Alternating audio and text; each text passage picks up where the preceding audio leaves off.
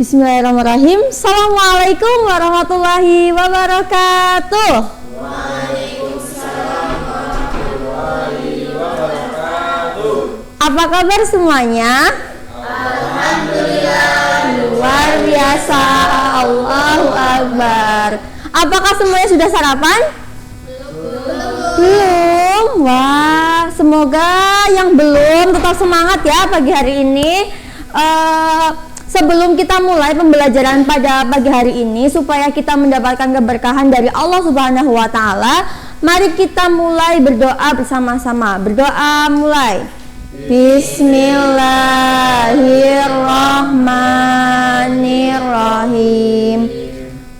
Raditu billahi rabba wa bil islami dina wa bi Muhammadin nabiyya wa rasula. Rabbi zidni ilma warzuqni fahma. Amin. Apakah semuanya berangkat? Ada yang belum? Oh iya, ya yang baru masuk silahkan.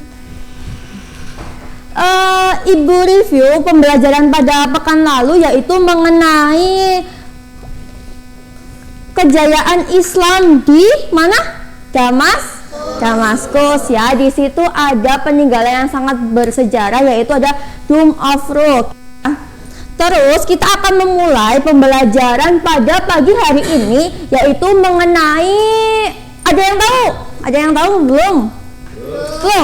Jadi pada pagi hari ini kita akan belajar mengenai rukhsah atau kelonggaran atau keringanan ya.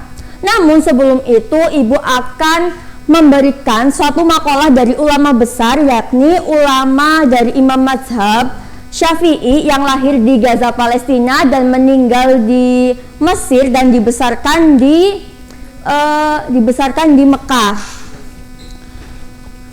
Beliau berkata bahwasanya ilmu yang paling berguna adalah ilmu yang mendekatkan kita kepada ketakwaan. Nah, beliau ini adalah ulama yang sangat masya Allah ya, karena sudah menyumbangkan pemikirannya dari mulai usul fikih dengan kitab Arisalah yang membuat kita itu lebih praktis dalam mengamalkan ibadah kita kepada Allah Subhanahu wa Ta'ala. Adapun rukhsah sendiri itu secara bahasa artinya itu kelonggaran atau kemudahan. Jadi Allah itu meringankan kepada hambanya suatu kewajiban untuk beribadah kepadanya. Nah, menurut istilah yaitu memindahkan hukum asal kepada hukum yang lainnya karena ada sebab atau karena ada kedaruratan yang mengakibatkan kewajiban tersebut bisa diganti dengan cara yang lain, seperti itu. Contohnya itu ada, semisal kita itu sholat ya, ketika sholat dalam keadaan sakit itu kan tidak mungkin untuk bisa berdiri tegak seperti layaknya orang sholat pada umumnya ya, karena kan seharusnya sholat itu kan bisa berdiri dengan tegak. Nah, kalau misalnya sakit itu bisa dengan cara duduk, atau misal nggak bisa duduk, maka Allah ringankan dengan cara sambil terlentang. Rukhsah ini dalilnya di Quran surah Al-Baqarah yang bunyinya la yukallifullahu nafsan illa wus'aha laha ma kasabat wa 'alaiha maktasabat. Sesungguhnya Allah ini tidak akan memberatkan seseorang ini kecuali beserta dengan kesanggupannya.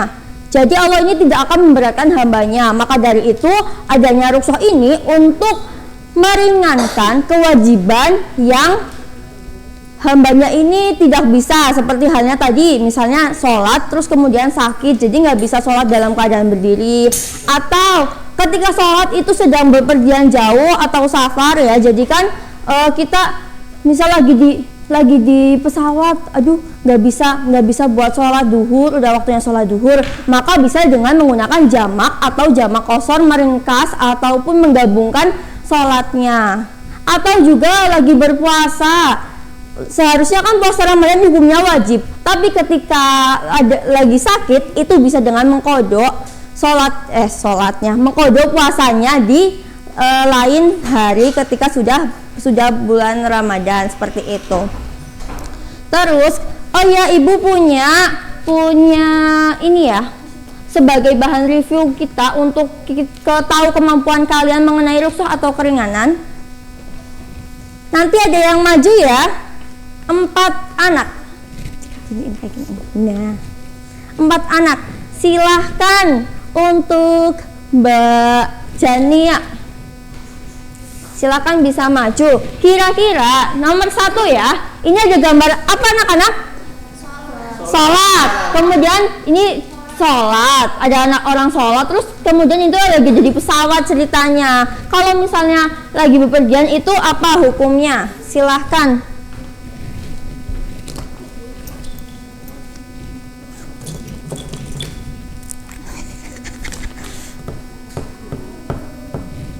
Yang itu ya bisa ditempel. Nah ya, kemudian Mbak siapa ya namanya? Oh iya, Mbak Anik, silakan maju Mbak Anik. Nah di situ ada gambar anak wudhu, terus lagi ada kekeringan, terus pakainya apa? Nah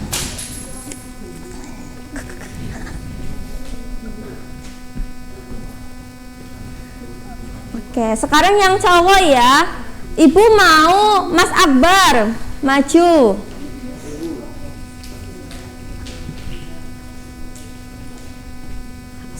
Iya.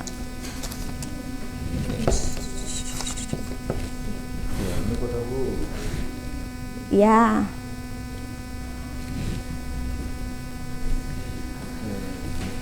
Kemudian Mbak Nata, ayo maju ke depan. Mbak Nata paham nggak ya tadi dijelasin?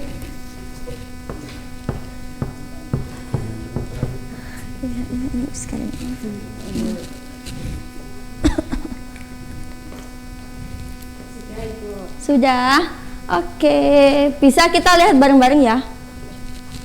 Nah, ini untuk mereview pembelajaran pada pagi hari ini. Kalau misalnya ada orang sholat terus dalam bepergian jauh, misalnya lagi ada di pesawat atau perjalanan yang jauh, maka bisa dengan menjamak atau mengqashar sholatnya dengan menggabungkan dan meringkas harokatnya ya. Terus ada wudhu, harus wudhu nih kalau mau sholat tapi nggak ada air atau mau lagi kekeringan misalnya, bisa dengan tayamum atau dengan wudhunya dengan debu. Kemudian ada ini gambarnya apa? Orang ya lagi berpuasa ya, lagi menunggu buka tapi sakit, terus masih bisa lah untuk sembuh, maka dengan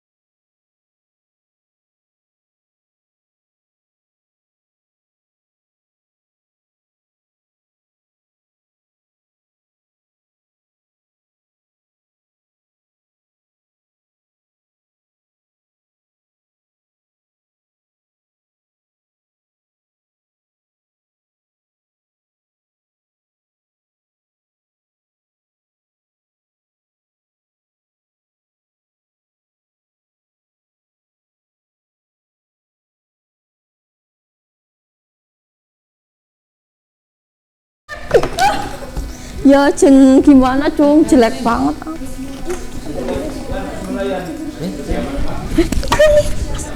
Oh persiapan ini nih.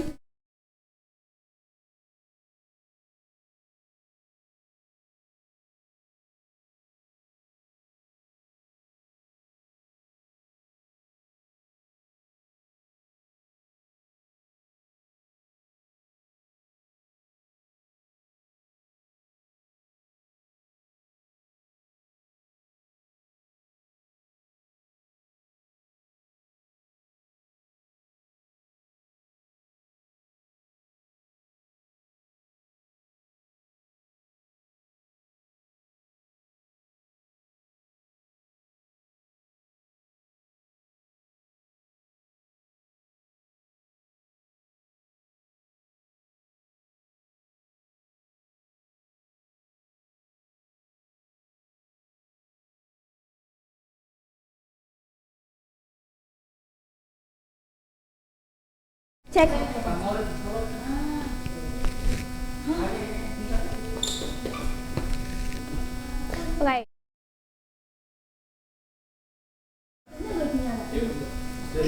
Oke. Assalamualaikum warahmatullahi wabarakatuh. Waalaikumsalam warahmatullahi wabarakatuh. Selamat pagi anak-anak. Pagi, Bu. Bagaimana kabarnya hari ini? Alhamdulillah, luar biasa. Allahu Akbar. Alhamdulillah. Sebelum memulai pembelajaran pada pagi hari ini, alangkah baiknya kita membaca basmalah terlebih dahulu.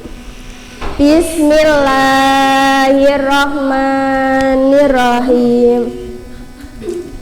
Oke. Hari ini ada yang tidak masuk? Masuk semua, alhamdulillah. Oh ya, melanjutkan materi sebelumnya, yaitu tentang orang yang berhak menerima zakat.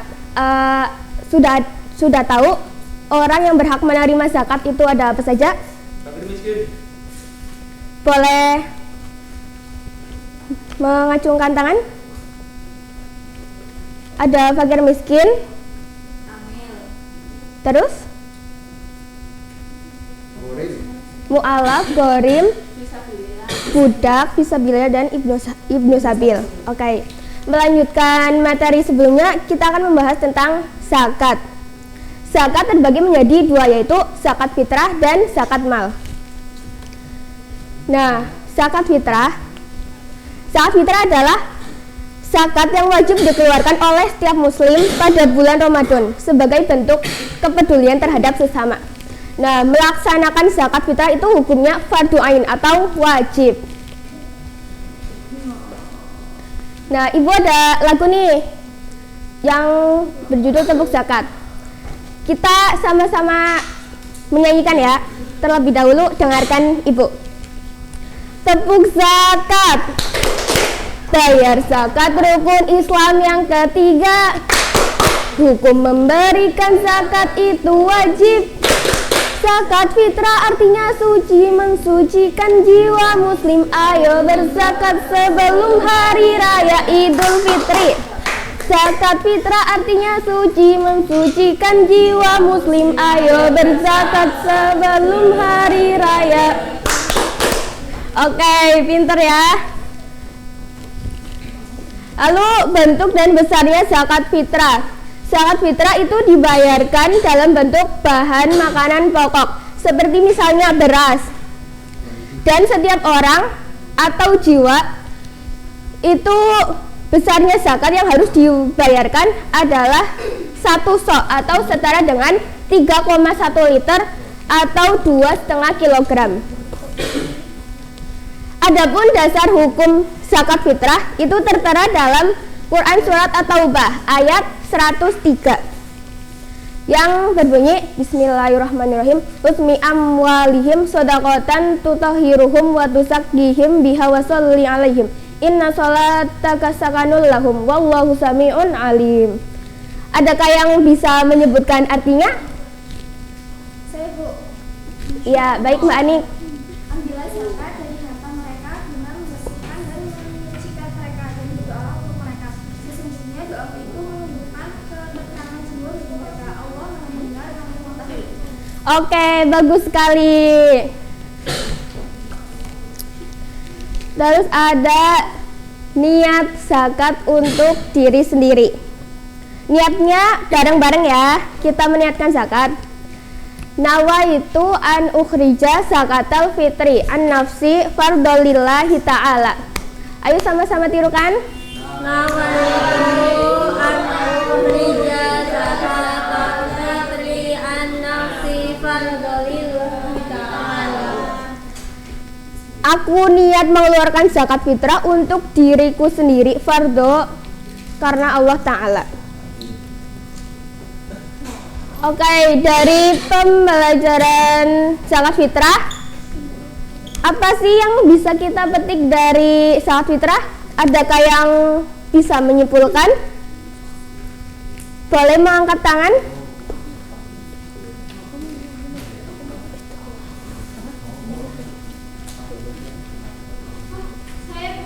Ya, silakan Mbak Ranti. Zakat fitrah yaitu zakat jiwa, wujudnya berupa bahan pokok untuk mensucikan diri. Zakat fitrah dilaksanakan dari awal bulan Ramadan sampai sebelum sholat Idul Fitri, Bu. Bagus sekali, beri tepuk tangannya. Oke, pembelajaran kita sudah sampai di sini dulu ya. Sebagai penutup, alangkah baiknya kita berdoa bersama terlebih dahulu. Bismillahirrahmanirrahim. Asri innal insana lafi khusr illa alladziina aamanu wa 'amilus shalihati wa tawassaw bil haqqi wa tawassaw bis sabr. Oke, semoga pembelajaran hari ini dapat bermanfaat bagi kita dan kalian semua, bisa menerapkannya dalam kehidupan sehari-hari. Ibu akhiri, wabillahi taufiq wal hidayah. Wassalamualaikum warahmatullahi wabarakatuh. Waalaikumsalam warahmatullahi wabarakatuh.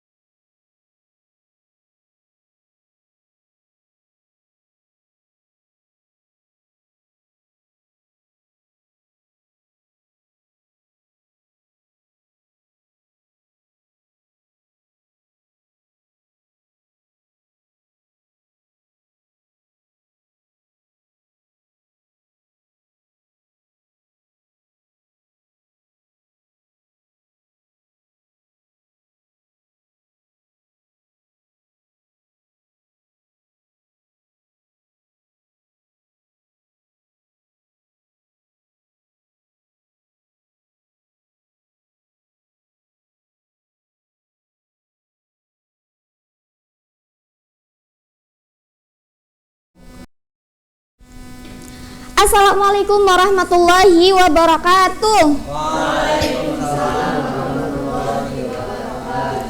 Bagaimana kabarnya anak-anak? Alhamdulillah, luar biasa. Allahu Akbar. Masuk semua hari ini? Alhamdulillah. Iya. Sebelum kita mulai pembelajaran, mari kita awali dengan membaca basmalah agar pembelajaran kita hari ini diberi kelancaran dan keberkahan oleh Allah Subhanahu wa taala. Mari. Bismillahirrahmanirrahim. Ya, minggu lalu kita sudah belajar tentang apa? Tentang hormat dan patuh kepada orang tua dan guru. Ya, sudah dilaksanakan dalam kehidupan sehari-hari? Sudah. Iya, pintar. Sekarang kita akan masuk pada bab baru, yaitu materi mengenai haji dan umroh. Haji itu merupakan rukun Islam yang keberapa anak-anak? Yang ke-5. Iya, betul. Haji itu apa sih? Ada yang tahu? Iya. Iya, haji itu artinya berkunjung ke Ka'bah untuk melaksanakan ibadah mulai dari sa'i, tawaf, dan ibadah lainnya dalam waktu yang telah ditentukan, yaitu pada bulan Zulhijjah. Nah, hukum haji dan umrah. Hukum haji itu apa anak-anak? Wajib ain. Ya, hukum haji itu wajib ain. Jadi wajib dilaksanakan sekali seumur hidup bagi orang yang mampu. Nah, sedangkan hukum umrah itu adalah sunnah.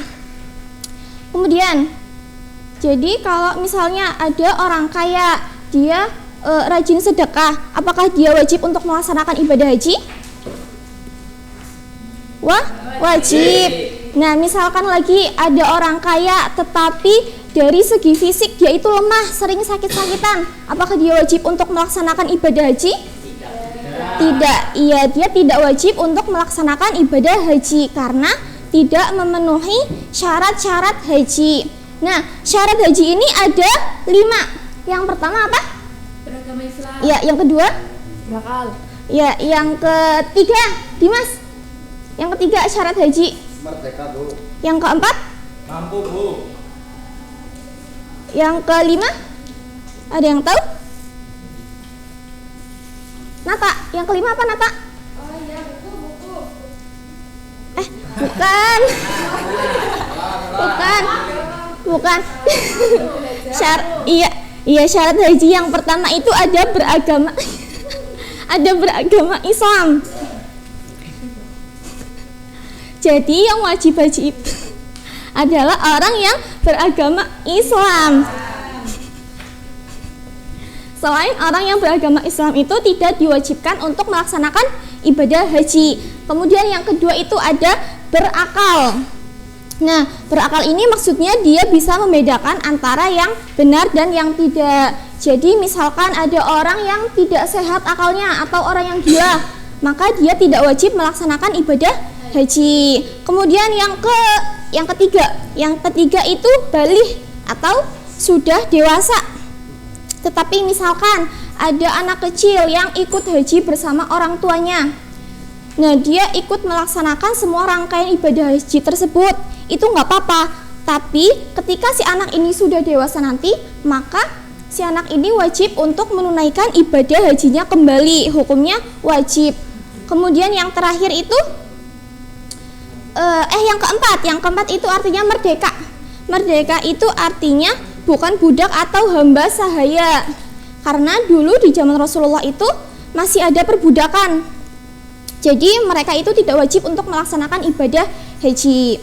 Kemudian yang terakhir itu mampu, baik mampu hartanya maupun mampu dalam segi kesehatan. Nah, itu semua adalah syarat-syarat haji. Kemudian ada rukun haji. Yang pertama itu ihram. Ihram artinya berniat melaksanakan ibadah haji. Kemudian yang kedua ada wukuf di Arafah, yaitu dilaksanakan mulai dari zuhur pada tanggal 9 Zulhijjah sampai dengan terbitnya matahari di tanggal 10 Zulhijjah. Kemudian yang ketiga itu tawaf. Tawaf artinya mengelilingi Ka'bah sebanyak berapa anak-anak? Sebanyak 7 kali. Kemudian yang keempat itu sa'i. Artinya berlari-lari kecil dari Bukit Safa ke Bukit Marwah. Setelah sa'i itu ada tahallul, yaitu mencukur atau memotong rambut sekurang-kurangnya yaitu 3 helai. Dan yang terakhir tertib atau urut, mulai dari ihram sampai dengan tahallul. Sampai sini bisa dipahami? Ya, coba Ibu sekarang mau tanya, Mbak Fia, jelaskan ibadah haji. Haji berarti mengunjungi Ka'bah untuk melakukan ibadah mulai dari sa'i, tawaf, dan ibadah lainnya dengan waktu yang telah ditentukan. Iya, pintar. Kemudian Mbak Nata, kapan pelaksanaan wukuf di Arafah? Tanggal 9 sampai tanggal 10. Iya, pintar. Terakhir. Siapa ya? Iya, Mas Rahmat. Sebutkan rukun haji. Ihram, wukuf di Arafah, tawaf, sa'i, tahallul, sama tertib. Iya, betul. Jadi kesimpulan pembelajaran pada hari ini, haji itu berarti mengunjungi Ka'bah untuk melaksanakan ibadah mulai dari sa'i, tawaf, dan ibadah lainnya dalam waktu yang telah ditentukan, yaitu pada bulan Zulhijjah.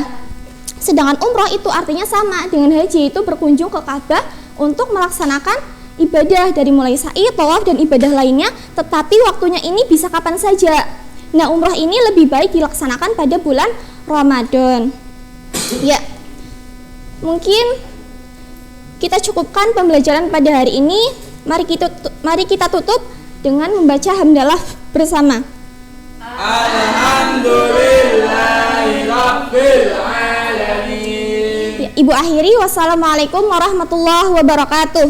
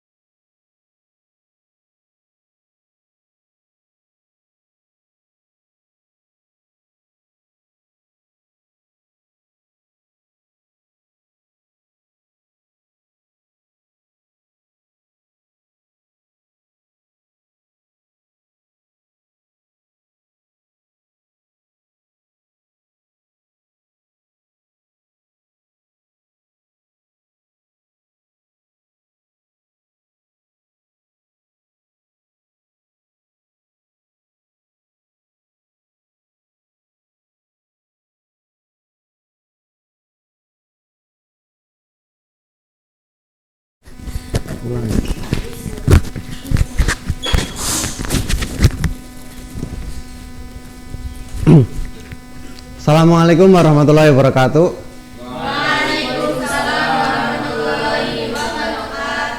Selamat pagi anak-anak. Sehat semua?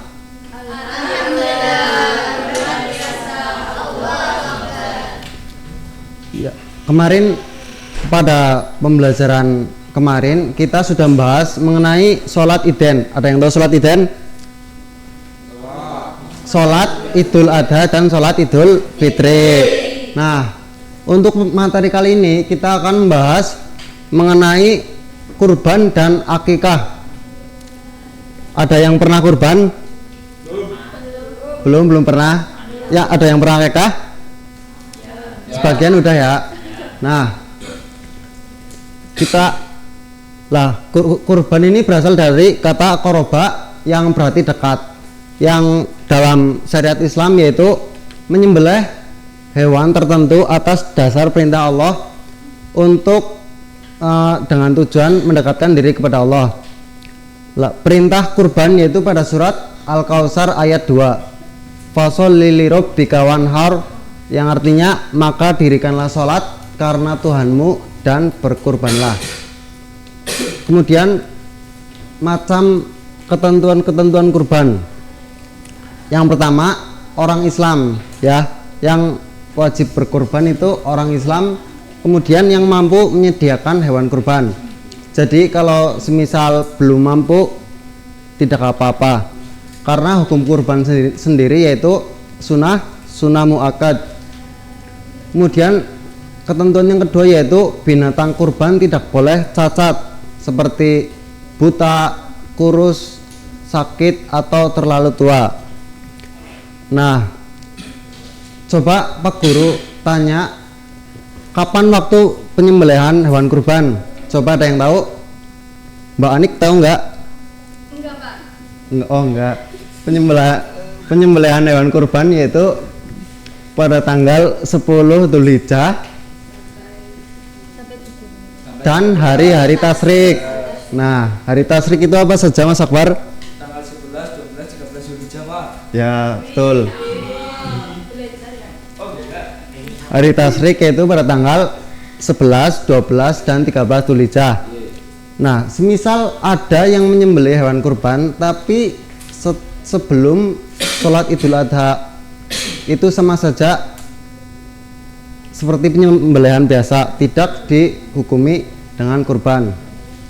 Yang keempat, telah cukup umur. Jadi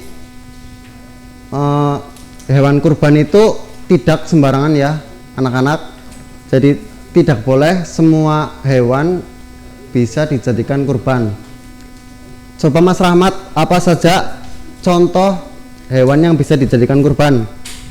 Sapi, Kemudian domba, terus kerbau. ya. Nah, hewan-hewan itu sendiri itu tidak asal-asalan ya. Jadi harus sesuai ketentuan, sesuai umur. Untuk sapi itu minimal, untuk sapi kerbau itu minimal umur 2 tahun. Sedangkan unta 5 tahun, kambing 2 tahun, domba 1 tahun atau sudah berganti gigi geraham. Kemudian pendistribusian daging kurban itu dibagikan kepada fakir miskin dalam keadaan yang masih mentah ya. Terus untuk sapi, unta, sama kerbau itu untuk 7 orang, dan kambing, domba itu untuk 1 orang. Next. Kemudian akikah. Akikah secara bahasa artinya memutus, melubangi atau memotong. Secara definisi yaitu menyembelih kambing sebagai tanda syukur atas kelahiran seorang, baik itu perempuan maupun laki-laki. Untuk anak laki-laki itu diwajibkan 2 kambing atau domba, sedangkan untuk anak perempuan itu cukup 1 saja. Kemudian ketentuan akikah. Jadi untuk hewan yang digunakan akikah itu hanya domba atau kambing, tidak boleh ayam atau tikus atau sapi. Nah, akikah itu dilakukan pada saat setelah 7 hari bayi lahir, atau 14 hari atau 21 hari. Bila belum mampu, boleh di hari yang lainnya. Kemudian hikmah kurban dan akikah. Kurban sendiri memiliki hikmah, yaitu membentuk sikap patuh kepada Allah, melatih diri untuk bersikap dermawan, dan mendekatkan diri kepada Allah. Hikmah akikah yaitu sebagai ucapan syukur atas dilahirnya seorang anak dan menjadi tebusan bagi anak, serta akan menjadi syafaatnya nanti untuk orang tua. Nah, kita udah tahu akikah dan kurban. Coba apa sih perbedaan antara kurban sama akikah? Coba Mbak Nata, coba perbedaan kurban dan akikah. Ya, sebutkan satu saja. Perbedaan Dari segi pelaksanaannya. kurban dan akikah. Kalau kurban tuh dilaksanakan di hari Idul Adha ya Pak. Terus kalau akikah tuh untuk kelahiran anak.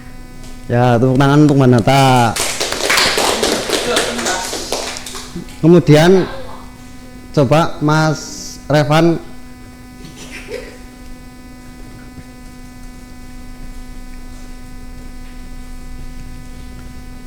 sebutkan satu saja perbedaan antara akikah dengan kurban. Kalau kurban itu untuk mendekatkan diri kepada Allah dalam rangka memperingati pengorbanan Nabi Ibrahim. Kalau akikah itu sebagai ungkapan syukur atas kelahiran seorang anak. Ya, terima kasih, tepuk tangan untuk Mas Revan. Sekian pembelajaran kita hari ini, semoga bermanfaat. Sampai jumpa di lain waktu. Sebelumnya berdoa terlebih dahulu ya. Yuk sama-sama berdoa. Bismillahirrahmanirrahim. Wal 'asri innal insana lafi khusrin illa amanu wa amilus solihati wa tawasaw bil haqqi wa tawasaw bis sabri. Sekian, wassalamualaikum warahmatullahi wabarakatuh. Waalaikumsalam warahmatullahi wabarakatuh.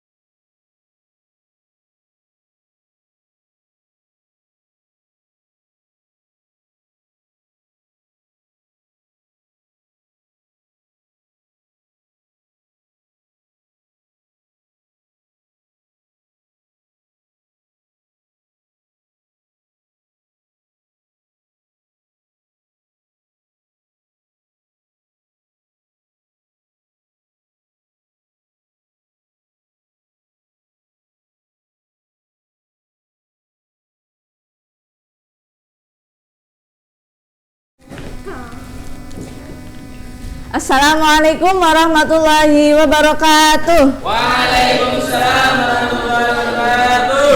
Selamat pagi anak-anak. Gimana kabarnya nih hari ini?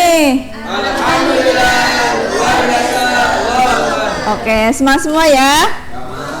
Untuk mengawali pembelajaran kita pada hari ini, silakan untuk ketua kelas memimpin teman-temannya untuk berdoa. Siap, berdoa mulai. Bismillahirrahmanirrahim. Raditu billahi rabba wa bil islami dina wa bi muhammadin nabiyya wa rasulah. Rabbi zidni ilma warzuqni fahma, amin. Oke, terima kasih kepada ketua kelas. Selanjutnya ada yang nggak berangkat hari ini? Oke, masuk semua ya, alhamdulillah. Nah, pada minggu lalu kita telah mempelajari tentang ketentuan Allah. Nah, pada minggu sekarang, pertemuan kali ini kita akan masuki bab yang baru. Sebelumnya kalian coba lihat gambar di samping. Menurut kalian itu gambar lagi ngapain? Kerja bakti. Oke, menurut kalian kita akan mempelajari tentang apa? Lingkungan. Oke, pada hari ini kita akan mempelajari tentang peduli lingkungan. Nah, tujuan kita mempelajari peduli lingkungan ini agar kita dapat menerapkan sikap peduli lingkungan dalam kehidupan sehari-hari. Nah, selanjutnya ada yang tahu lingkungan itu apa? Sesuatu yang ada di sekitar kita, Bu. Oke, lingkungan itu segala sesuatu yang ada di lingkungan kita, baik itu benda mati maupun benda hidup. Nah, selanjutnya juga dapat mempengaruhi dan dapat dipengaruhi oleh manusia. Nah, selanjutnya masuk ke peduli lingkungan. Peduli lingkungan merupakan sikap atau tindakan untuk mencegah kerusakan alam. Nah, sebagai seorang muslim kita perlu untuk peduli terhadap lingkungan, karena peduli terhadap lingkungan ini merupakan termasuk akhlak terpuji atau akhlak mahmudah. Nah, selanjutnya sikap peduli terhadap lingkungan. Nah, coba lihat gambar di samping. Itu gambar tentang apa? Oke, sikap peduli terhadap lingkungan yang pertama itu membuang sampah pada tempatnya. Ketika membuang sampah tidak pada tempatnya itu maka akan menimbulkan banjir. Yang kedua, coba lihat lagi, itu gambar tentang apa? Oke, gambar tentang menanam pohon atau reboisasi. Dengan kita melakukan reboisasi, maka udara yang kita hirup itu segar, sehat, dan tidak tercemar. Selanjutnya yang ketiga, sikap kepedulian lingkungan yang ketiga. Oke, tidak membuang limbah ke laut. Jika membuang limbah ke laut itu akan menyebabkan kotor. Terus ikan-ikan yang ada di laut itu akan mati. Sampai sini paham? Nah, selanjutnya ada manfaat kepedulian terhadap lingkungan. Dengan kita peduli terhadap lingkungan, maka kita memperoleh manfaat. Yang pertama itu, dengan kita peduli lingkungan itu dapat makan dan minum itu dari makanan yang bersih. Jadi kita sehat. Ya. Terus yang kedua, memberikan kemudahan dan bantuan dalam kehidupan manusia. Yang ketiga, sebagai sarana perkembangbiakan makhluk hidup. Nah, yang terakhir itu dapat menambah penghasilan bagi manusia lain. Oke, demikian materi hari ini. Coba Mbak Ranti simpulkan materi yang telah kita pelajari. Jadi peduli lingkungan itu merupakan sikap atau tindakan untuk mencegah kerusakan alam. Oke. Sikap peduli lingkungan seperti buang sampah pada tempatnya, rasa membersihkan rumah, mengelola tanah dengan baik, Bu. Oke, terima kasih kepada Mbak Ranti. Tepuk tangan untuk kita semua. Oke, sebelum kita mengakhiri pembelajaran pada hari ini, Ibu akan kasih tugas kalian membuat gambar poster ajakan untuk peduli lingkungan. Oke? Oke. Untuk mengakhiri pembelajaran hari ini, silakan membaca hamdalah secara bersama-sama. Alhamdulillahirabbil alamin. Oke. Terima kasih pada kalian semua. Wassalamualaikum warahmatullahi wabarakatuh. Waalaikumsalam warahmatullahi wabarakatuh.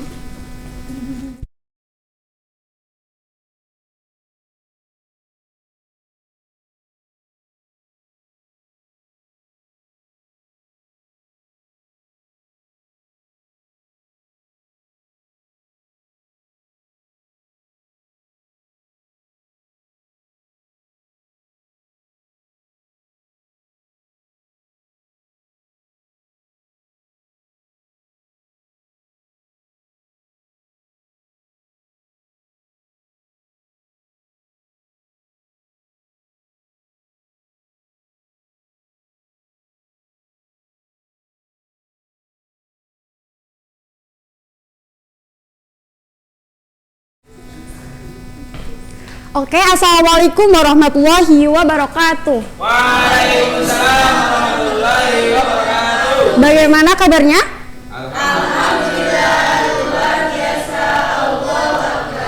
Oke, sebelum memulai pembelajaran hari ini, alangkah baiknya kita membaca doa terlebih dahulu ya. Oke, ketua kelas bisa dipimpin? Siap, gerak. Doa mulai. Bismillahirrahmanirrahim.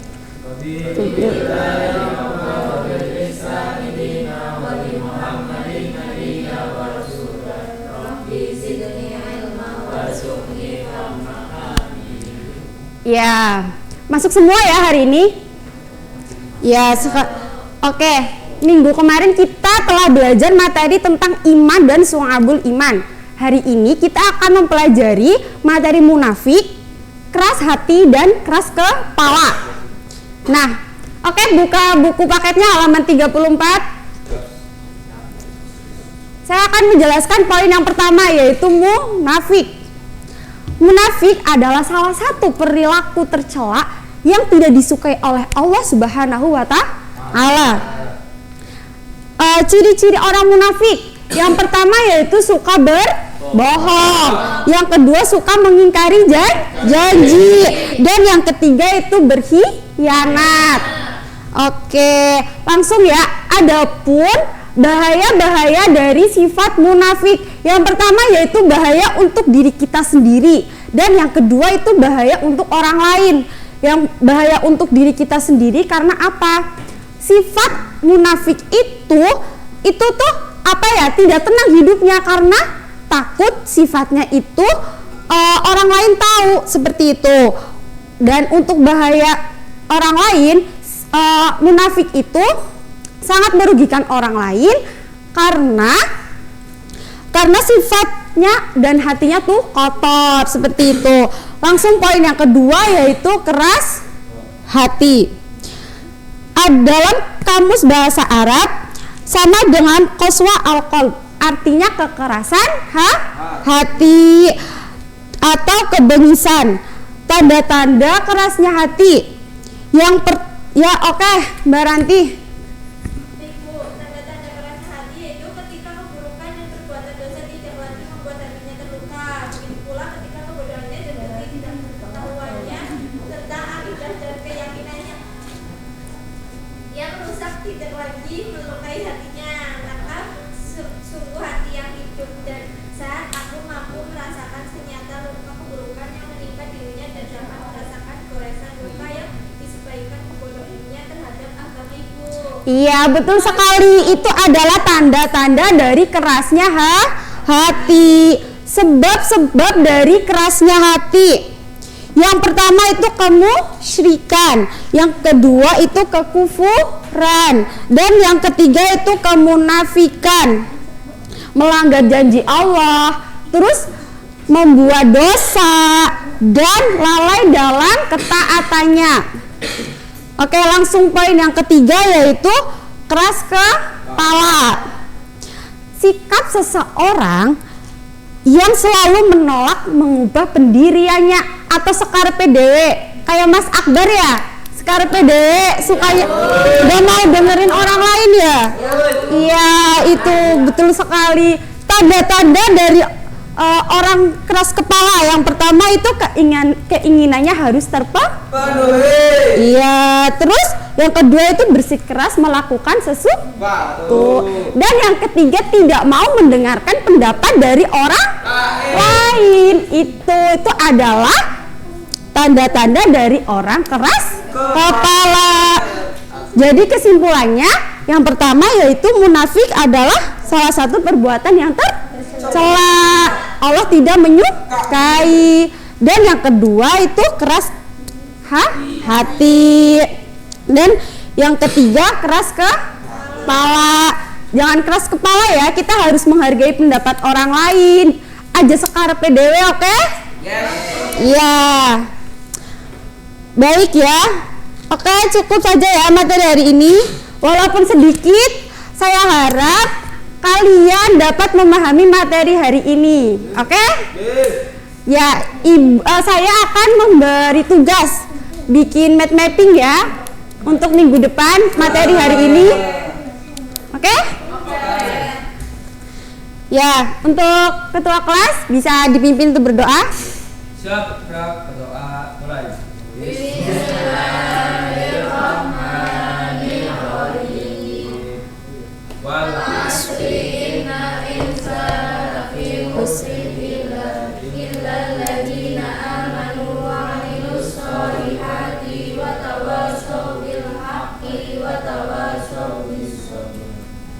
Oke, jangan malas belajar, apalagi belajar untuk bermalas-malasan. Oke, sekian dari saya.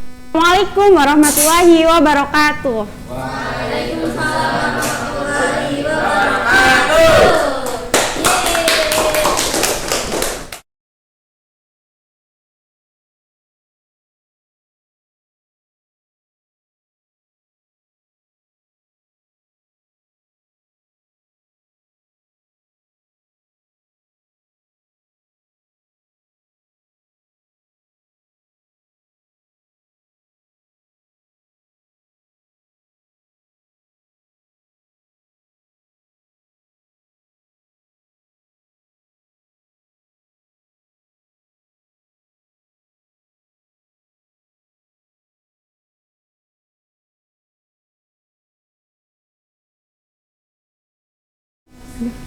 Oke, assalamualaikum warahmatullahi wabarakatuh. Waalaikumsalam warahmatullahi wabarakatuh. Selamat pagi anak-anak. Pagi. Bagaimana kabar kalian hari ini? Alhamdulillah, luar biasa. Allahu Akbar. Oke, sebelum kita memulai pembelajaran pada pagi hari ini, alangkah baiknya kita berdoa terlebih dahulu ya. Silakan ketua kelas memimpin berdoa. Siap, berdoa mulai. Bismillahirrahmanirrahim. Raditu billahi rabbal wa bil islami dinan wa bi Muhammadin nabiyyan wa rasulan. Rabbi zidni ilma warzuqni fahma. Oke, sekarang Ibu absen terlebih dahulu ya. Siapa yang nggak masuk hari ini? Ada? Berangkat semua ya? Oke, berangkat semua. Oke anak-anak, biar kalian semangat belajarnya, kita tepuk semangat dulu ya, seperti biasa. Tepuk semangat. Semangat. Oke ya, udah semangat ya. Oke, coba Bu Guru tanya, minggu kemarin kita belajar tentang apa sih anak-anak? Tentang mengenal Rasul-Rasul Ulul Azmi beserta mujizatnya. Oke, sekarang kita melanjutkan materi tentang kisah Nabi Muhammad SAW hijrah ke Madinah. Tapi poin yang akan kita bahas pada pagi hari ini yaitu tentang sebab mengapa Nabi Muhammad SAW itu hijrah ke Madinah. Oke, anak-anak, coba kalian amati gambar yang ada pada buku paket halaman 78. Sudah? Sudah. Oke. Anak-anak, pernahkah kalian pindah sekolah atau mempunyai teman yang pindah sekolah? Pernah? Nah, pindahnya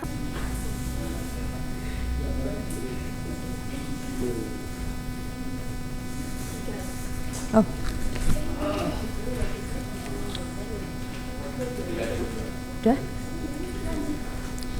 Oke, anak-anak, coba kalian amati gambar yang ada di buku paket halaman 78. Sudah? Sudah. Nah, anak-anak pernah Pernahkah kalian pindah sekolah atau mempunyai teman yang pindah sekolah seperti anak pada gambar tersebut? Pernah? Nah, pindahnya kalian atau teman kalian dari satu sekolah ke sekolah yang lain itu pasti memiliki sebab ya. Nah, demikian juga Nabi Muhammad SAW yang memutuskan hijrah ke Madinah dengan beberapa peristiwa yang menjadi sebab. Ya, diantaranya yaitu yang pertama, dakwah Nabi Muhammad SAW di Mekah itu kurang berkembang karena adanya penolakan dari kaum kafir Quraisy. Yang kedua yaitu peristiwa Bayat Aqobah serta permintaan dari penduduk Madinah agar Nabi Muhammad SAW itu tinggal bersama dan mereka membantu Nabi Muhammad SAW itu berdakwah. Oke, yang ketiga yaitu perintah dari Allah Subhanahu wa Ta'ala kepada Nabi Muhammad SAW untuk berhijrah itu sudah turun. Oke, anak-anak, sekarang Bu Guru akan melakukan penilaian ya. Nah, di sini Bu Guru ada beberapa apel nih. Nah, di dalam apel ini itu terdapat soal-soal ya. Nanti kalian kerjakan soal yang ada pada apel yang kalian pilih. Oke? Oke.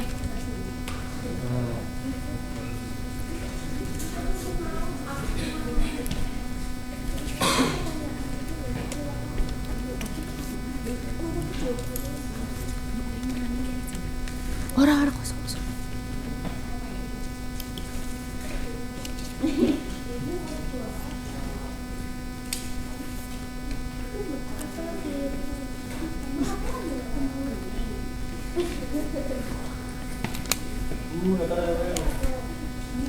Oke, masing-masing sudah mendapatkan apa ya? Oke, silakan kalian kerjakan soal yang ada pada apel yang kalian pilih. Nah, nanti jangan lupa diberi nama ya. Bu Guru kasih waktu 5 menit ya buat ngerjakan soal ya. Oke. Sudah ya? Sudah selesai ya? Oke, silakan kalian kumpulkan apel yang sudah kalian kerjakan ke depan.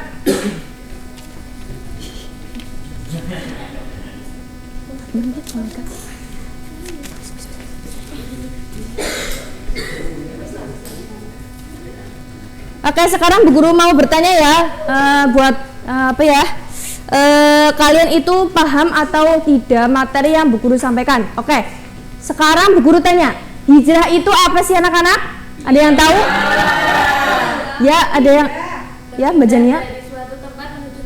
Oke, benar, beri tepuk tangan dulu. Oke, pertanyaan selanjutnya yaitu sebutkan salah satu sebab mengapa Nabi Muhammad SAW itu memutuskan hijrah ke Madinah. Ya Mbak Nola, apa? Ya betul, beri tepuk tangan. Oke, untuk selanjutnya Bu Guru akan memberikan kalian tugas rumah ya. Buka buku paket halaman 80. Silakan kalian kerjakan di rumah ya. Dan kalian jangan lupa belajar materi pertemuan minggu depan, yaitu tentang poin selanjutnya, kisah perjalanan Nabi Muhammad SAW ke Madinah. Oke, Bu Guru cukupkan terlebih dahulu pertemuan pada pagi hari ini dengan bacaan hamdalah bersama-sama.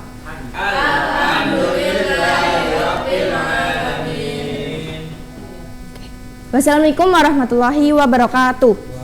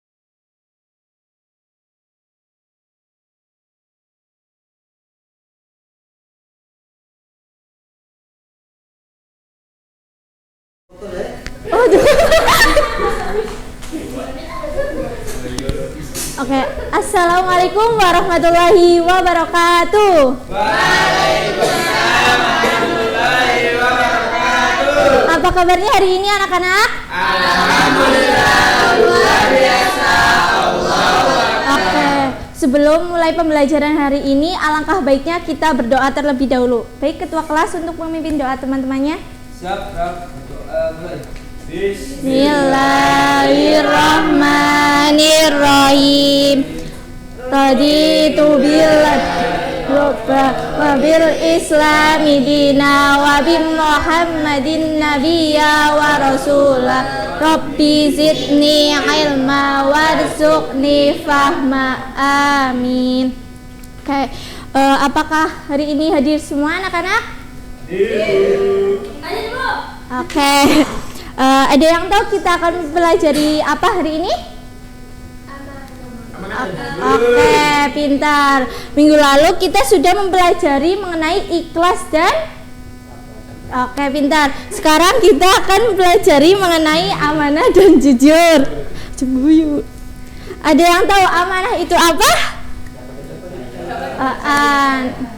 Kayak amanah secara bahasa berasal dari kata bahasa Arab, yaitu amanatan, yang berarti aman, tentram, tenang, dan hilang rasa takut. Sedangkan secara istilah, amanah yaitu berarti pemenuhan hak oleh manusia baik terhadap Allah Subhanahu wa taala, terhadap orang lain maupun dirinya sendiri, dan bertanggung jawab terhadap kepercayaan yang diterimanya untuk dilaksanakan dengan sebaik-baiknya.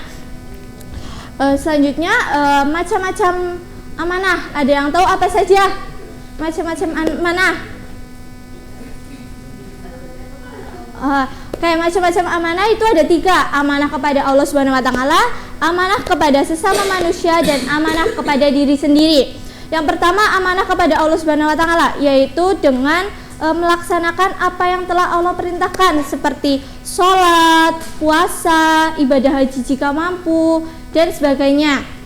Yang kedua, amanah kepada sesama manusia, seperti halnya kita memberikan amanah kepada Mbak Anik. Mbak Anik diperintahkan untuk memberitahu Mbak Sofi agar Mbak Nata itu pergi ke kantor.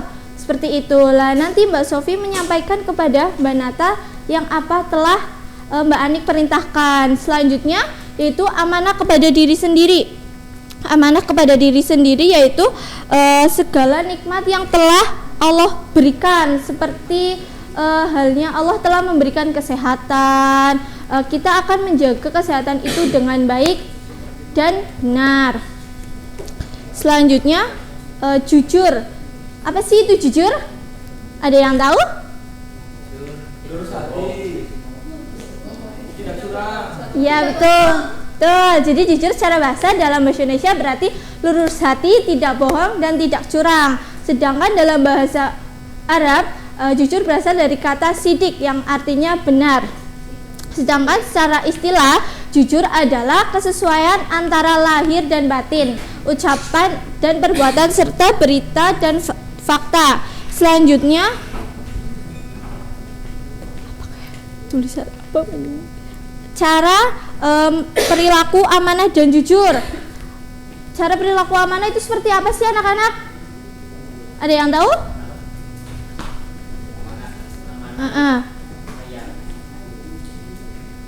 Kayak cara berperilaku amanah yaitu yang pertama, kita dapat meyakini bahwa amanah merupakan titipan belaka sehingga tidak mempunyai hak untuk memiliki.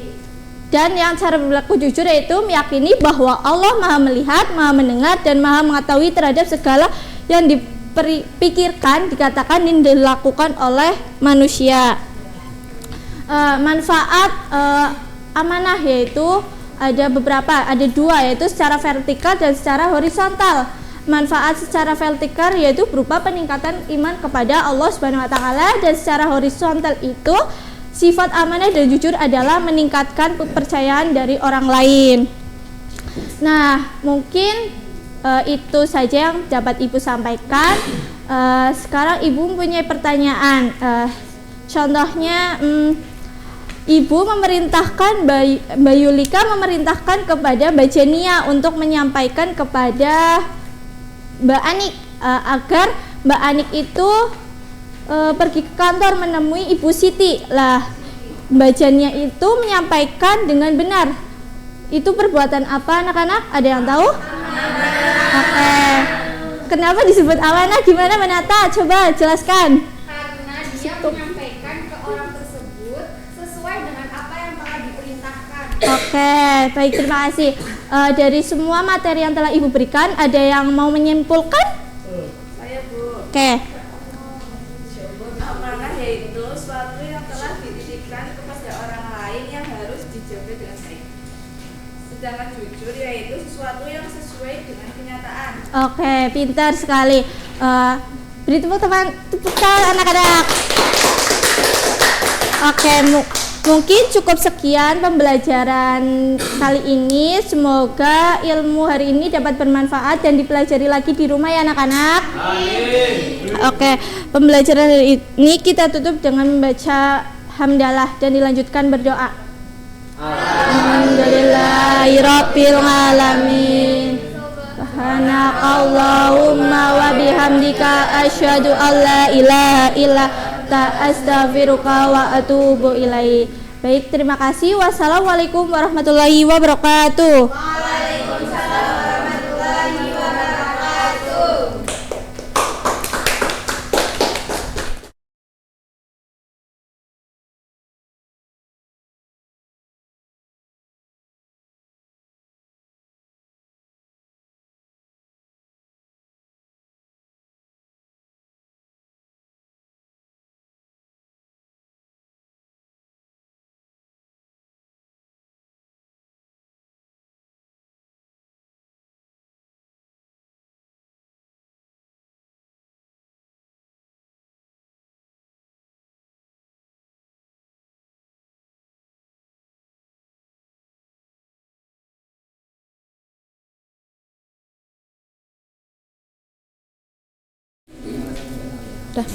Bismillahirrahmanirrahim. Assalamualaikum warahmatullahi wabarakatuh.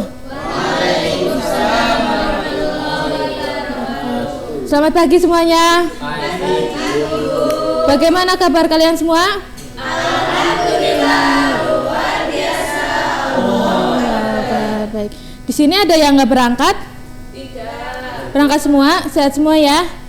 Alhamdulillah. Baik, sebelum kita mulai pembelajaran pada pagi hari ini, alangkah baiknya kita awali dengan baca doa terlebih dahulu. Monggo ketua kelas dipimpin doa. Siap, gerak, berdoa mulai.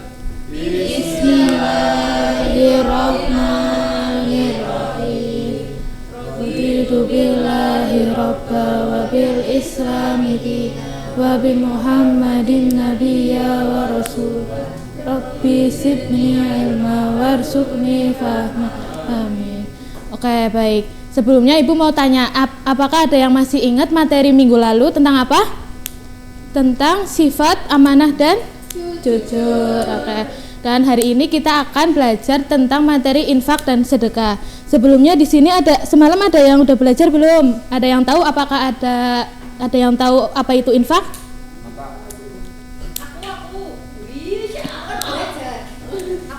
Nih, apa? Oh ya, betul. Jadi infak berasal dari kata anfaka yang artinya keluar. Lalu infak menurut istilah adalah mengeluarkan harta benda secara sukarela setiap kali memperoleh rezeki sebanyak yang ia kehendaki. Infak itu berbeda dengan zakat. Infak tidak mengenal nisab atau batas jumlah harta yang ditentukan secara hukum. Infak boleh diberikan kepada siapa saja. Misalnya orang tua, kerabat, anak yatim, orang miskin, orang yang sedang dalam perjalanan, atau kepada lembaga. Selanjutnya ada macam-macam infak. Ada yang tahu apa saja macam-macam infak? Ada berapa macam-macam infak? 4. Ya, betul. Apa saja? Yang pertama? Yang kedua? Yang ketiga? Yang pertama itu infak mubah. Infak mubah yaitu infak yang dikeluarkan untuk hal-hal yang mubah seperti berdagang atau bercocok tanam. Lalu yang kedua itu infak wajib. Infak wajib yaitu infak yang wajib dikeluarkan oleh seseorang. Contohnya itu seperti memberi mahar dan memberikan nafkah kepada keluarga. Lalu yang ketiga yaitu infak haram. Infak haram yaitu infak yang tidak boleh dilakukan karena infak yang tidak dikarenakan Allah. Dan yang terakhir yaitu infak sunnah. Infak sunnah yaitu infak yang diniati untuk sedekah. Ya, selanjutnya itu materi tentang sedekah. Ada yang tahu apa itu sedekah? Belum, yaitu sedekah artinya pemberian sesuatu kepada fakir miskin atau yang berhak menerimanya. Ya, perbedaan antara infak dan sedekah itu berbeda ya teman-teman. Perbedaan yang mendasar antara sedekah dan infak yaitu infak hanya dalam bentuk uang atau materi, sedangkan sedekah lebih luas, boleh dalam bentuk benda atau bukan benda. Sedekah bisa dilakukan kapan saja, yang tidak lain bahkan senyum yang dilakukan dengan ikhlas itu menyenangkan orang lain termasuk sedekah. Selanjutnya, menurut para ulama dalam pelaksanaannya sedekah dapat dibedakan menjadi 3. Apa saja teman-teman? Sedekah dengan hati. Yang kedua, sedekah. Yang ketiga, ya, sedekah itu dibagi menjadi 3, yaitu sedekah dengan hati. Seorang hamba akan mendapatkan pahala apabila bersedekah dengan niat yang ikhlas. Bahkan pahala bisa setara dengan orang yang bersedekah harta dalam jumlah yang banyak. Yang kedua yaitu sedekah dengan lisan. Sedekah dengan lisan dapat dilakukan dengan bertutur kata dengan baik atau mengucapkan salam. Lalu sedekah dengan perbuatan dapat dilakukan dengan senyum yang menunjukkan keramahan. Yang kedua menjaga kebersihan, dan yang ketiga mengajarkan ilmu. Selanjutnya keutamaan infak dan sedekah. Apakah ada yang mau menyebutkan keutamaan infak dan sedekah? Saya, Bu. Masya Allah. Pahala terus mengalir, pahala berlipat ganda, dan kebaikan yang sempurna. Kebajikan yang sempurna. Ya, betul, beri tepuk tangan. Untuk materi yang terakhir yaitu manfaat infak dan sedekah. Ada lagi yang mau menyebutkan manfaat infak dan sedekah apa saja?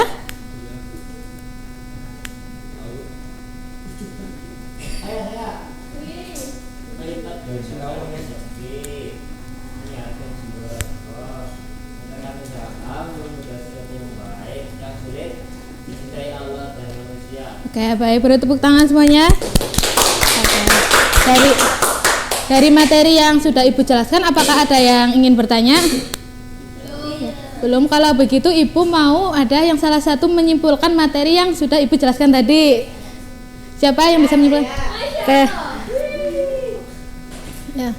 Jadi kesimpulannya, infak adalah mengeluarkan sebagian harta untuk kepentingan umum dan juga bisa diberikan kepada sahabat terdekat, kedua orang tua, dan sahabat-sahabat terdekat lainnya. Sedangkan sedekah adalah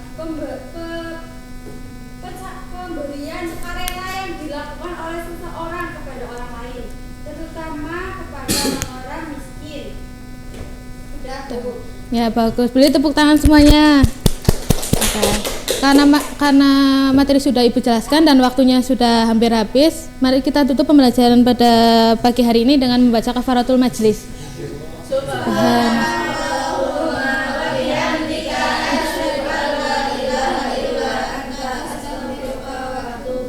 Cukup sekian dari Ibu. Wassalamualaikum warahmatullahi wabarakatuh.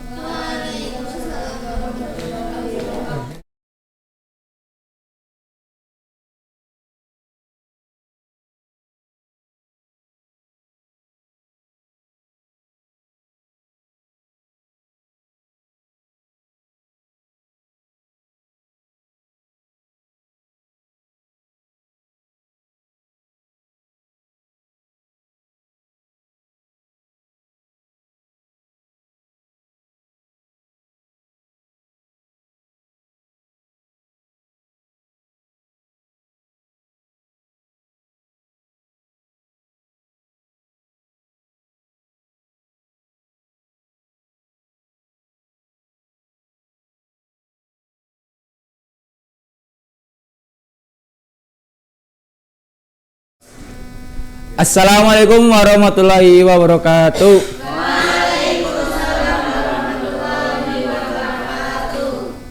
Anak-anakku, bagaimana kabarnya kalian hari ini?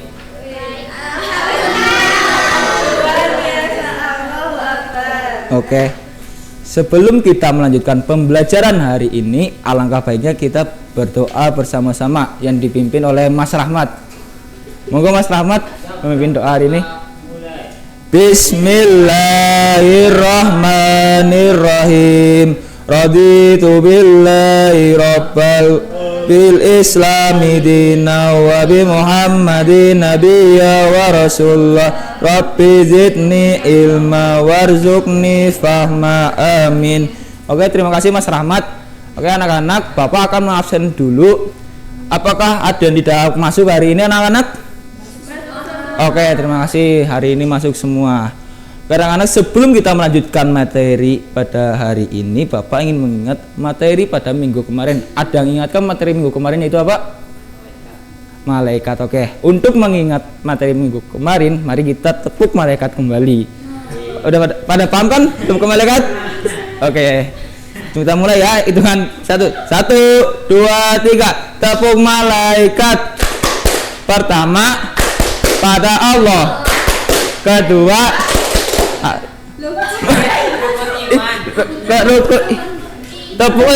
tepuk rukun iman.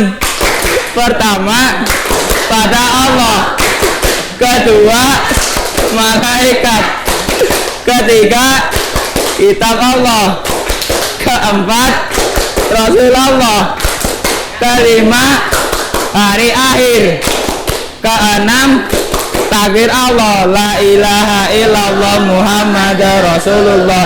Oke, hari ini kita akan mempelajari qada dan qadar atau takdir Allah. Iman kepada qada dan qadar anak-anak, yaitu qada secara bahasa yaitu ketetapan hukum, kehendak, pemberitahuan dan penciptaan Allah. Secara istilah ketetapan Allah sejak zaman azali sesuai dengan kehendaknya. Qadar sendiri yaitu secara bahasa kepastian, keperaturan, ukuran. Secara istilah qadar yaitu perwujudan dari qada atau ketetapan Allah. Iman kepada qada dan qadar yaitu meyakini dengan sepenuh hati bahwa semua yang terjadi atas makhluk hidup ini merupakan ketentuan, ketetapan dan kehendak Allah anak-anak. Oke anak-anakku, hubungan qada dan qadar yaitu qada dan qadar memiliki hubungan yang tidak dapat dipisahkan dan merupakan satu kesatuan. Kita ibaratkan qada itu diibaratkan rencana, sedangkan qadar itu sebagai perwujudan atau kenyataan yang terjadi. Selanjutnya yaitu contoh qada anak-anak. Yang pertama, adanya pergantian siang dan malam. Bisa lihat di PPT yaitu yang sebelah kiri yaitu siang berganti dengan malam. Yang kedua anak-anak yaitu adanya kematian pada setiap makhluk hidup. Seperti itu gambar kuburan, pasti kita akan ke situ. Yang ketiga yaitu perputaran bumi, bulan dan planet pada porosnya. Kita lihat itu tata surya kita, bumi, bulan dan planet berputar pada porosnya. Yang terakhir yaitu contoh qada yaitu matahari terbit dari timur dan tenggelam di barat. Yang sebelah kiri itu matahari terbit dari timur anak-anak, dan yang sebelah kanan yaitu tenggelam di barat. Selanjutnya yaitu contoh qadar anak-anak. Yang pertama, kalian pasti ingin juara kelas kan anak-anak? Nah, jika kalian ingin juara kelas, kalian yaitu harus belajar dengan sungguh-sungguh. Yang kedua yaitu kalian pasti juga ingin sukses kan anak-anak? Ingin sukses tidak? Pak Saud itu sukses. Jika kalian ingin sukses, kalian itu harus berusaha dengan tekun. Pasti yang ketiga, kalian itu punya cita-cita. Mas Dimas, cita-cita Mas Dimas apa? Mbak Nata, cita-cita Mbak Nata apa? Jadi itu Ya, Mbak Julika, cita-cita Mbak Julika? jadi guru. Oke, untuk tercapainya cita-cita kalian yaitu kalian harus rajin berdoa dan pantang menyerah. Yang keempat yaitu jika kalian ingin menghafal Al-Quran, kalian harus rajin menghafalnya dengan serius. Masya Allah. Nah, qadar itu juga disebut dengan takdir anak-anak. Takdir itu dibagi menjadi dua yaitu takdir mubram dan takdir mu'alaq. Takdir mubram sendiri yaitu takdir yang tidak bisa berubah. Dengan contohnya yaitu kita lahir dari suku apa, orang tua siapa, jenis kelamin, dan kematian yang tidak bisa kita rubah. Sedangkan takdir mu'alaq yaitu takdir yang dapat merubah dengan ikhtiar dan doa. Kita ambil contoh, orang bodoh bisa menjadi pandai jika ia belajar dan berdoa. Orang miskin bisa menjadi kaya jika ia bekerja keras dan selalu ikhtiar dan doa. Oke anak-anak, itu cukup sekian materi kita pada hari ini. Selanjutnya Bapak ingin memberi kalian yaitu tugas di rumah untuk dikerjakan. Kerjakan halaman LKS halaman 56. Oke anak-anak? Oke. Mungkin cukup sekian saja materi dari Bapak. Bila Bapak ada salah, Bapak minta maaf. Bila itu hidayah. Wassalamualaikum warahmatullahi wabarakatuh.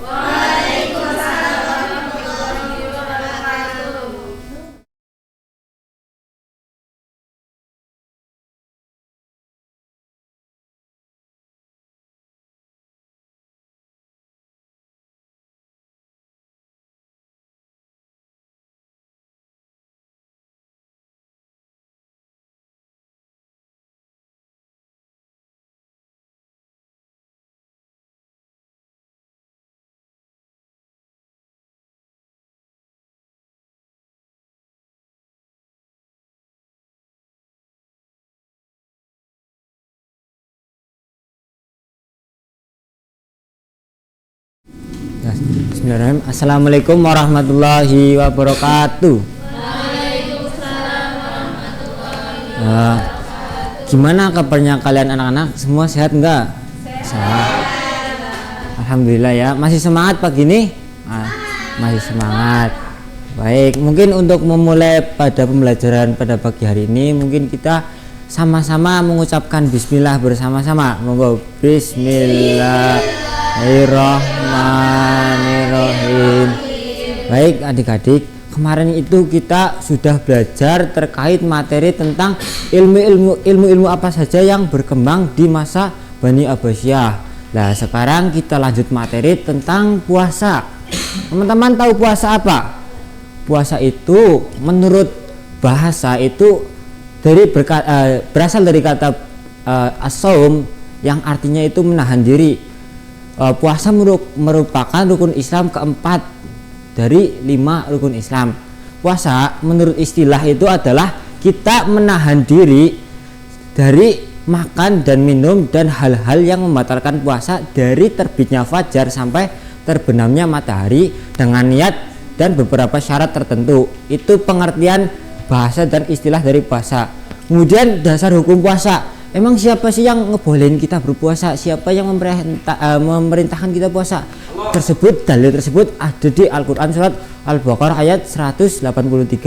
Bismillahirrahmanirrahim. Ya ayyuhalladzina amanu kutiba alaikumusyiyamu kama kutiba alal ladzina min qablikum la'allakum tattaqun. Hai orang-orang yang beriman, diwajibkan atas kamu berpuasa sebagaimana diwajibkan atas orang-orang sebelum kamu agar kamu itu bertakwa. Kemudian puasa itu terbagi atas dua macam, yaitu pertama ada puasa wajib dan kedua ada puasa sunnah. Puasa wajib itu apa? Puasa wajib itu adalah puasa yang dimana kita itu diwajibkan untuk melakukan berpuasa, dan jika kita tidak melakukan puasa maka kita akan mendapatkan dosa. Nah, puasa wajib itu ada berapa? Puasa wajib itu ada 4. Yang pertama itu ada puasa Ramadan, yang kedua ada puasa nazar, yang ketiga ada puasa qada, dan 4 ada puasa kifarat. Puasa Ramadan itu adalah puasa yang kita lakukan di bulan Ramadan. Kemudian yang kedua ada puasa nazar. Puasa nazar apa? Puasa nazar itu adalah puasa yang dimana kita itu sebagai sebuah keinginan, jika kita telah keinginan tersebut telah kita capai, maka kita melakukan puasa. Contoh misalkan Mas Akbar, saya nazar bahwa kalau saya ranking 1 maka saya akan berpuasa selama 1 tahun.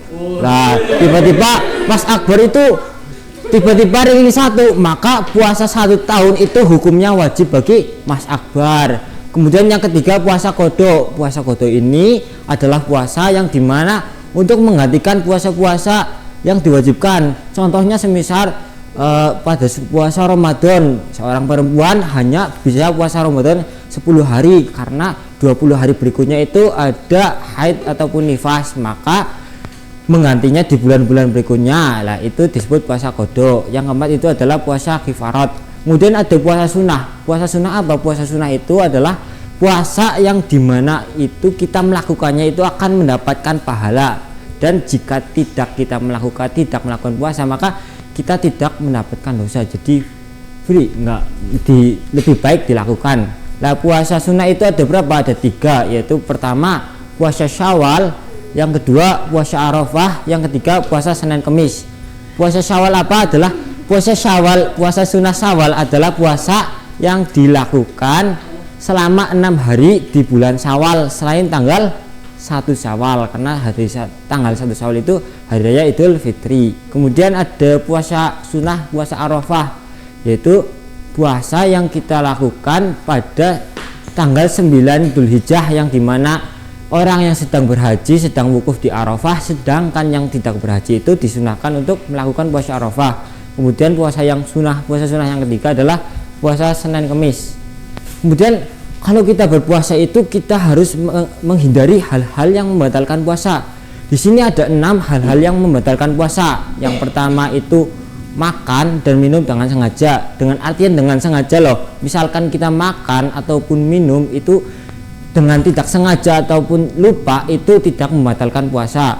Kemudian yang kedua itu muntah dengan sengaja. Sama seperti makan dan minum, muntah dengan tidak sengaja pun tidak membatalkan puasa. Tapi lain kata kalau muntahnya dengan sengaja itu pasti membatalkan puasa. Kemudian yang ketiga itu berhubungan suami istri pada saat kita berpuasa, bukan saat bulan puasa. Ini perlu digarisbawahi.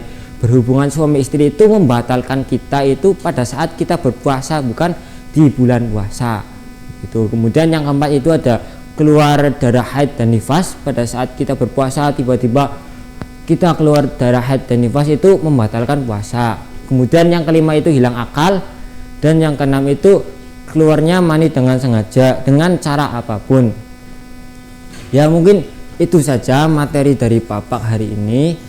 Terima kasih kepada kalian semua.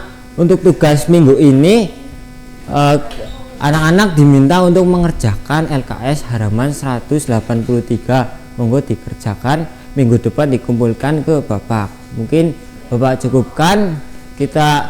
Kita tutup dengan membaca bismillah dan doa bersama-sama. Bismillahirrahmanirrahim.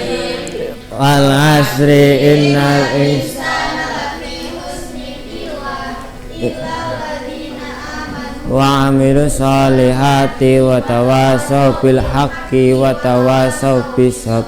Baik, Bapak akhiri. Sekian, wassalamualaikum warahmatullahi wabarakatuh.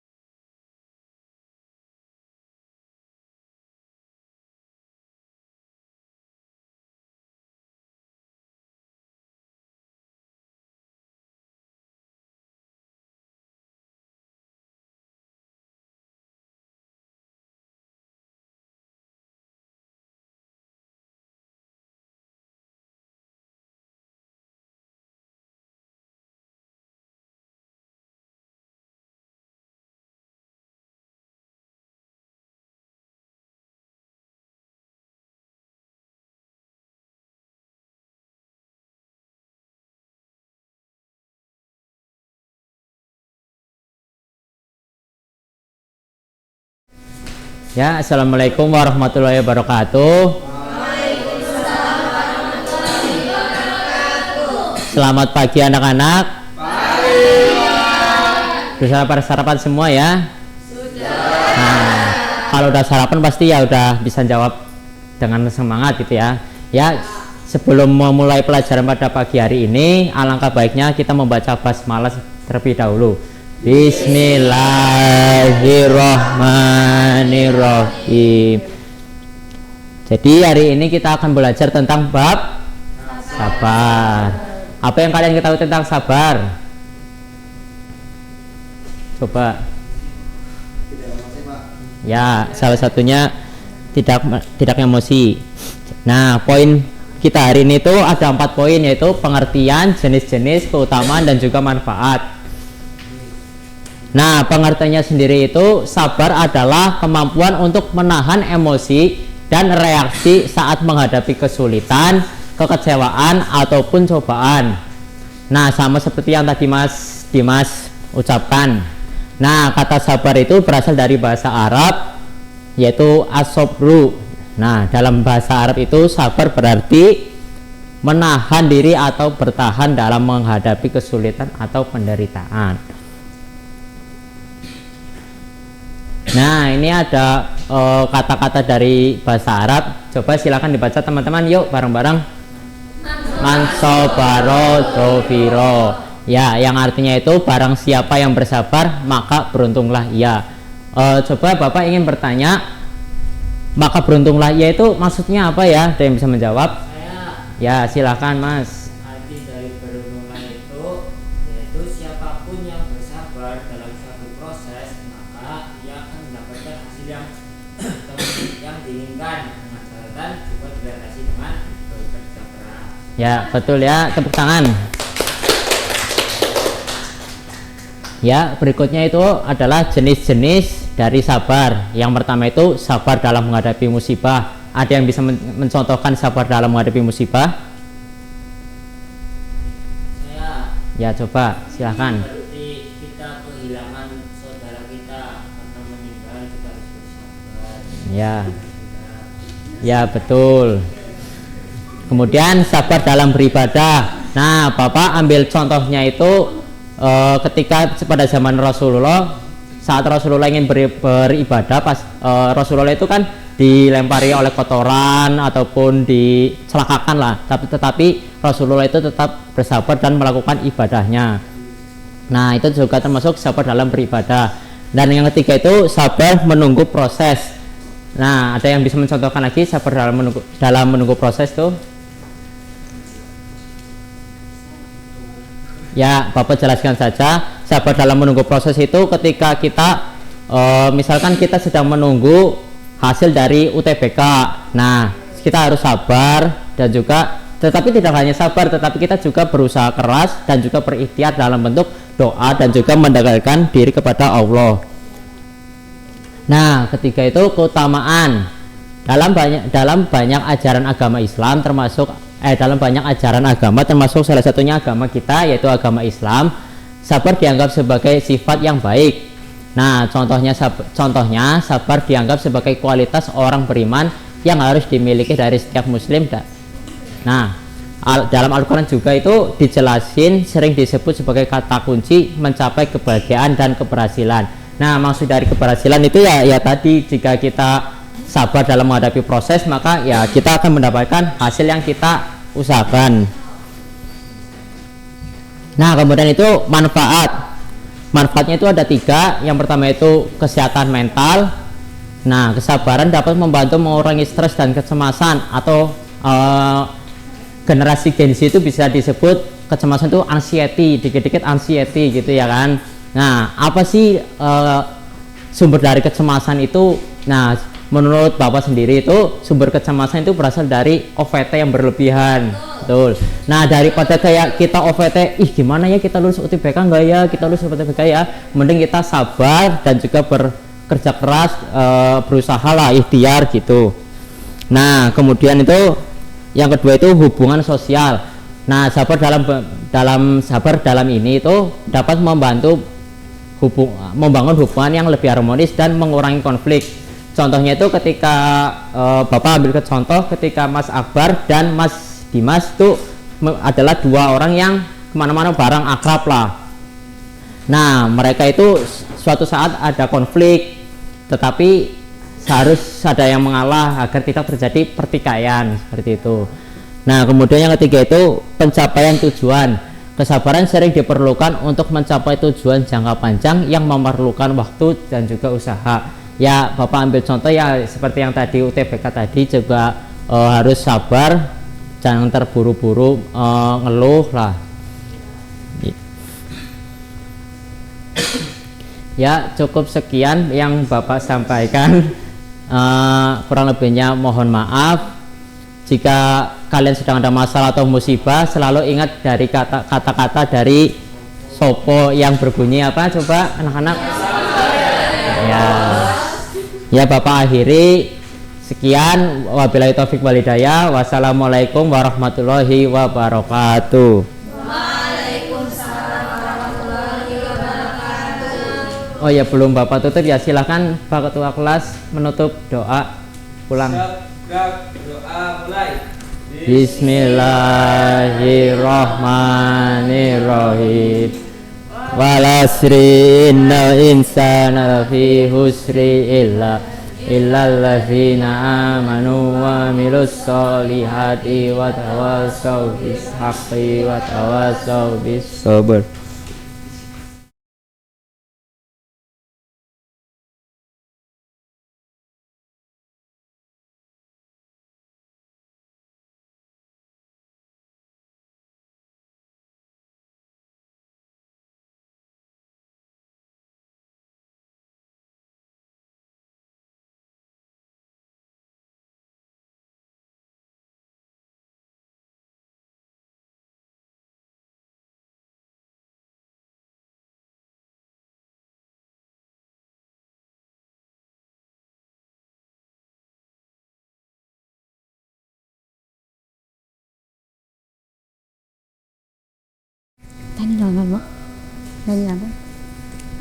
Assalamualaikum warahmatullahi wabarakatuh.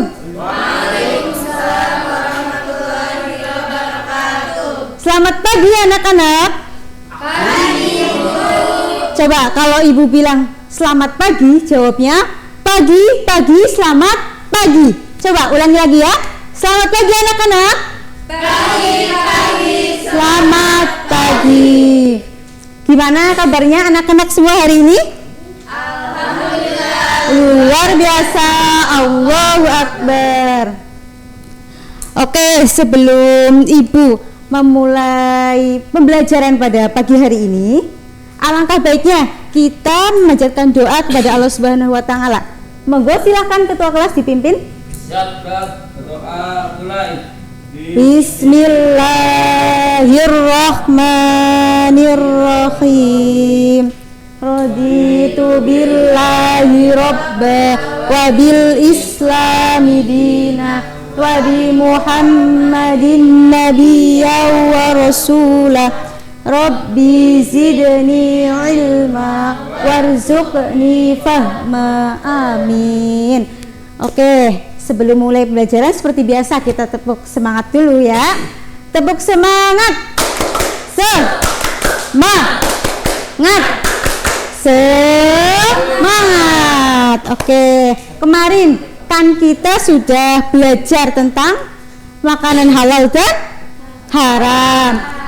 Oke, pada pagi hari ini kita akan melanjutkan materi kita, yaitu tentang beriman kepada malaikat Allah. Ada yang tahu? Pertama, pengertian iman itu apa? Percaya. Secara istilahnya ada yang tahu? Meyakini dengan hati, mengucapkan dengan lisan, dan mengamalkan dengan perbuatan. Ya, perbuatan ya. Terus sekarang pengertian iman kepada malaikat. Tadi kan pengertian iman, sekarang pengertian malaikat. Coba, ada yang tahu pengertian malaikat apa? Iman kepada malaikat itu apa? Yaitu percaya kepada, meyakini dengan sepenuh hati bahwa Allah Subhanahu wa taala ya dari nur atau cahaya. Oke. Ada yang tahu malaikat itu yang wajib diketahui di dalam Islam itu ada berapa? Apa saja? Jibril, Israfil,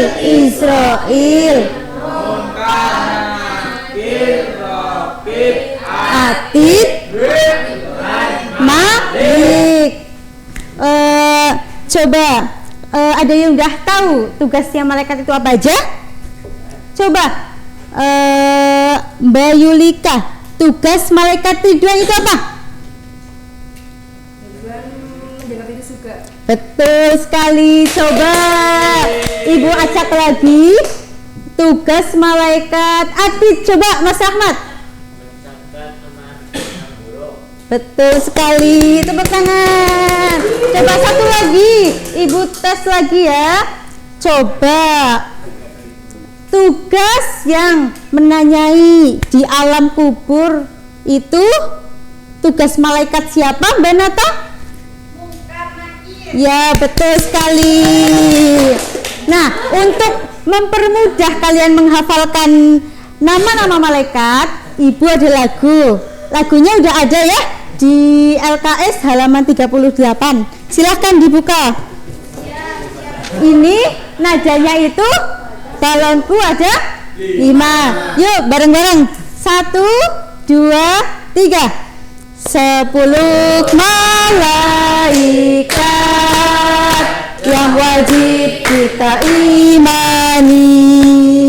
Jibril menyampai wahyu, Mikail membagi rizki, Israfil meniup sangkakala, Israel mencabut nyawa, Rakib mencatat amal baik, Atid mencatat amal buruk, Mungkar Nakir menanya di alam kubur,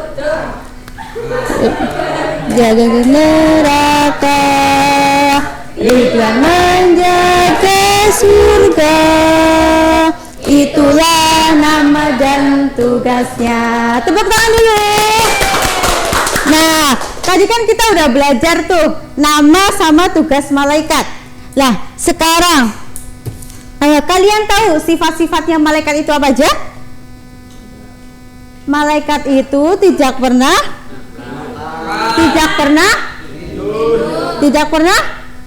minum. Tugasnya malaikat apa aja selain dari tugas yang tadi, yaitu berdoa. Malaikat itu sangat patuh ya kepada Allah Subhanahu wa Ta'ala, karena memang malaikat itu diciptakan dari cahaya begitu. Jadi hikmah dari kita mempelajari cara mengimani malaikatnya Allah, yaitu kita itu lebih bisa mendekatkan diri kepada Allah dan meningkatkan ketakwaan kepada Allah Subhanahu wa Ta'ala. Selain itu, karena kita udah tahu tugas-tugasnya malaikat, jadi kita itu lebih berhati-hati dalam melakukan perbuatan, karena kita itu selalu merasa diawasi oleh Allah Subhanahu wa Ta'ala. Begitu, paham ya anak-anak semuanya? Ya, oke, Ibu akhiri ya pertemuan pada kali ini. Silahkan untuk agar ilmu yang telah kita peroleh itu ditambah keberkahannya lagi, karena kita dimulai dengan berdoa, kita akhiri dengan berdoa lagi. Silahkan, monggo ketua kelasnya untuk menyiapkan. Siap, berdoa mulai. Bismillahirrahmanirrahim. Wal asri innal insana lafi khusrin illal ladzina amanu wa amilus solihati wa tawassaw bil haqqi wa tawassaw bis sabr. Ibu akhiri ya pertemuan pada kali ini. Billahi taufik wal hidayah. Wassalamualaikum warahmatullahi wabarakatuh.